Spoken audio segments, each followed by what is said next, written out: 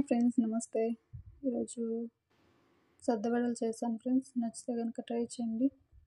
సద్దపిండి ముందుగా నాడించి పెట్టుకున్నాను.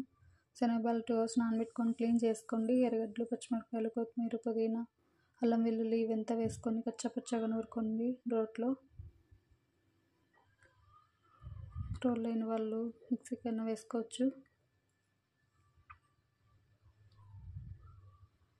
ఇవంతా నూరుకోండి కచ్చపచ్చగా. పిండిలో కలుపుకోండి ఫ్రెండ్స్. కొంచెం వంట సోడా వేసుకొని వాటర్ వేసుకొని మెత్తగా కలుపుకోండి. 1 hour సైడ్కి పెట్టుకోండి ఫ్రెండ్స్. సద్దపిండి కాబట్టి ఇది 1 hour సైడ్కి పెట్టుకోండి. తర్వాత వేసుకోండి. చాలా క్రిస్పీగా చాలా బాగా వస్తాయి, చాలా బాగుంటాయి. ట్రై చేయండి. నా వంట నచ్చినట్లయితే కనుక మన ఛానల్ని సబ్స్క్రైబ్ చేసుకోండి ఫ్రెండ్స్. బాయ్.